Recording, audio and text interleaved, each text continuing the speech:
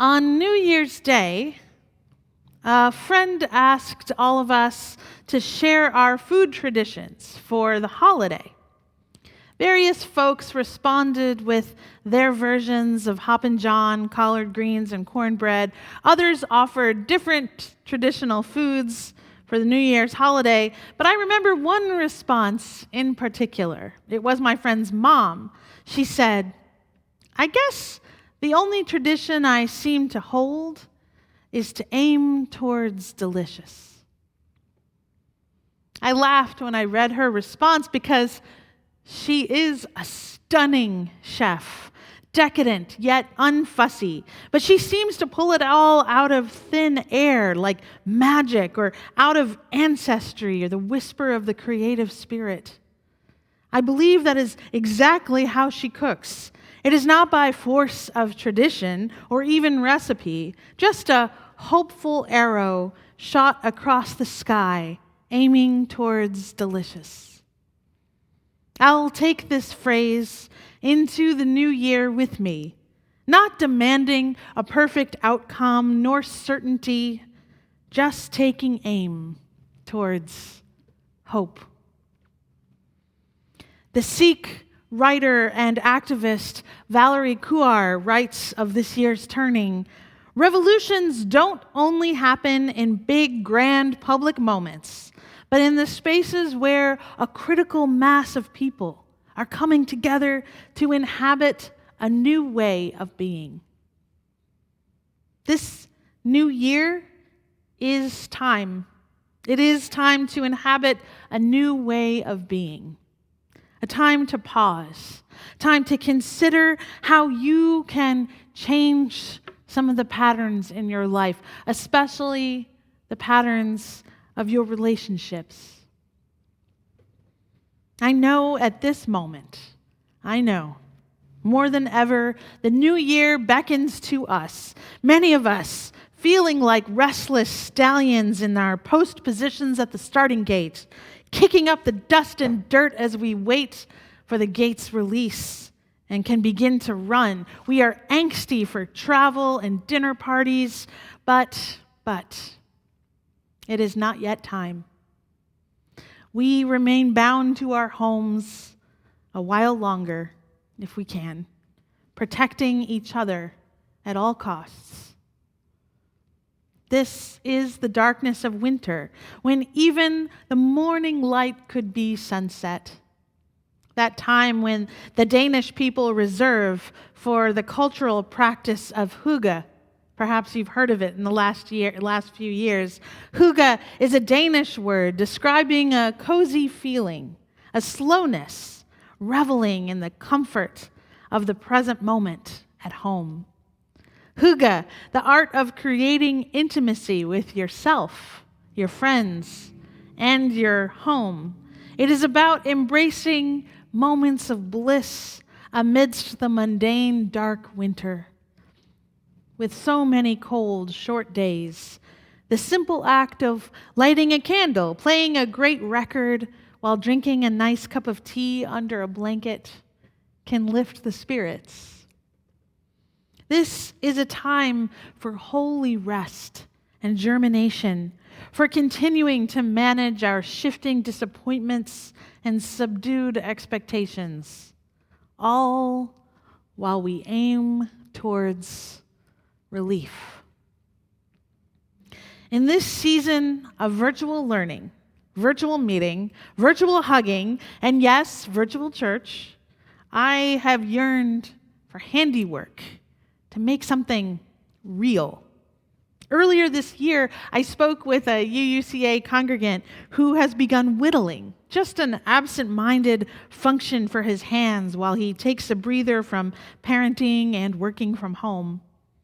This Christmas, at our family, we bought ourselves a piano, our fingers longing for a surface both nostalgic and fresh, smooth and satisfying, producing something real, not virtual.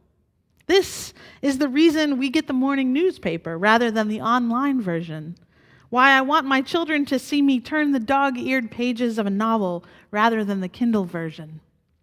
Though I remain grateful for the ways our virtual lives keep us connected to each other, to our own survival, to our good news and our pain, sometimes I do feel the Luddite in me cry out for the pot and ladle, a good pen and good paper, a blanket fort, a typewriter even. For this reason, I began the new year subscribing to a monthly box that is delivered to our doorstep, containing a mechanical project for me and the boys to put together step by step. Typically, it's made from wood, foam, rubber bands, and other knickknacks. The boxes elicit great excitement when they arrive at our doorstep, and they often feature an additional book and a comic with additional related crafts and ideas. The mechanism is usually connected to a larger pattern in nature or in culture. This month's project was kind of a sweeper that would roll along a surface, collecting pieces of detritus and depositing them into a bin. The sweeper itself works much like the baleen of a blue whale. And now, for a brief digression into blue whales, because they are worthy of our time and our wonderment. And after all, the very first sacred source of Unitarian Universalist tradition is that sense of awe and wonder at the mysteries of life in the universe. And so sometimes it is important to digress and discuss the blue whale. They are the largest animal that has ever lived, larger than any prehistoric animal. Blue whales, weighing over 300,000 pounds. A blue whale is a type of baleen whale, which refers to their teeth or their lack thereof. Instead of teeth, blue whales have baleen, which act as brooms, catching tiny krill in their bristles until their enormous tongues come around to lick it clean. By the way, the baleen is made of the same stuff as human fingernails. This is amazing to me. The whales gulp tons of water just to filter through enough krill to sustain itself, 300,000 pounds of itself. Now, I'm going to show you the contraption that we built with our box this month, and hopefully it will work. So, as you can see, kind of move this sweeper along, and it's supposed to suck up what it finds and deposit it. Yay, it worked. So this is the contraption, right? This is the sweeper. You see how it works, and it rolls and pulls in the detritus and pulls it into sort of the belly of the whale here. So you might think about mowing your lawn, right? But the way this works is similar to the baleen of a giant blue whale. And as I was building that sweeper with my kids, my mind wandered, and I thought about how overwhelmed and yet understimulated we are this season. How much information comes through our eyeballs, into our brains, oceans of bad news, death, loss, negligence, stupidity, and greed out there amongst our leadership. How we all need some kind of filter for our psyche, for our souls, so we can know what is divine and we can determine what must sail on by and what we can capture for our own nourishment as we aim towards calm. This is what I thought about as I built a machine reminiscent of a whale's baleen. If this method can sustain the deep sea giants of Earth, maybe we too need a clean sweep of our media, our intake, maybe our relationships even. And as we consider filtering what we take in, we can also prepare our hearts for conflict as we aim towards reckoning.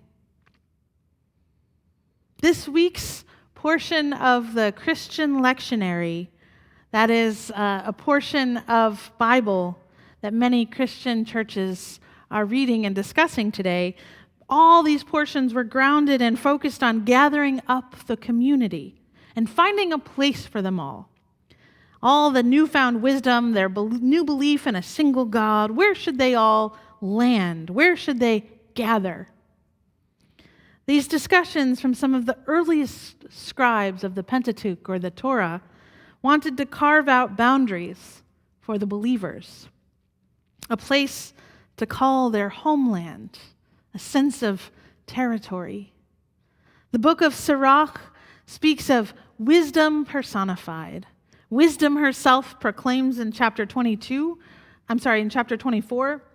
over waves of the sea, all over the earth and over every people and nation, I have held sway. Among all these, I sought a resting place. In whose territory should I abide? Unitarian Universalists have long struggled with our theological territory. Reading UU theology is like discovering new Grand Canyons of meaning-making and belief, and then finding out they go deeper and deeper still. Yet, even canyons have walls that keep it all together, the river running through the rock. No matter how expansive, the boundaries hold it in, hold it together. They don't go on forever. Unitarian Universalism does not necessarily affirm all beliefs because not all beliefs uphold the worth and dignity of all people, which is our primary principle. And not every belief affirms a just and peaceful world, another one of our primary principles. We are covenanted people, meaning we have agreed to be in relationships with one another, and we have agreed to terms of those relationships to keep us all a healthy community. This worship series we are embarking on this morning, The Crowded Table, will explore how we navigate our covenant within and among us, but also facing outward as we seek to be more ethical, more disciplined Unitarian Universalists, guided by agape love in the face of conflict and division. As we enter a new year together and a new administration, looking around at all the devastation, there are so many pieces to pick up. There are new territories to claim and lines to be drawn. It has become clear we cannot all just get along. And even as I acknowledge the deep division of our time, our faith assures us the solutions are collective. There is salvation in the wisdom of collective caretaking. This is where the community comes in, aiming towards liberation. We are claiming our territory, trying to reclaim the land for the collective, for the people. Even now, even today, as a misguided group of elected senators are now plotting against the democratic process, grasping for your attention, for headlines and power, make them come up empty. Filter it out. Use that baleen of the psyche. Turn your attention to that which is worthy of it. Filter out the detritus, the noise that does not honor your worth and your dignity. Turn your attention and your intention to the cause of integrity, of truth, of justice. Put away the individualized device scrolling headlines and get out the rosary. Say 100 Breonna Taylors for the collective sins of our distraction from justice. Say 100 Dolal Baal Eids, a gentleman who was killed in Minneapolis this week by police. Say 100 more Tamir Rices. As Unitarian Universalists, we affirm every life is precious. Every life is precious. And we are concerned with the sanctity of life in our world right now. Say the name of someone who has died of COVID this year. Say the name 100 times. Say their name like a rosary, like a lament, an offering up to that love force that is greater than us all, co-creating a new world for us to inhabit, a new territory of the heart. So over the next few weeks at UUCA, we will explore the boundaries of this territory of the heart, the communal work, preparing ourselves for both reckoning and reconciliation with things as they are, all the while speaking a new world into being. But where to begin? Where to begin as we step into this new year, taking aim towards healing? This will take some of our precious attention turned inward. This will take some time with a journal or a meditation practice. This will require divine rest and filtering what is crucial, what is worthy, as we take stock of what we have left in us to begin a great reconstruction.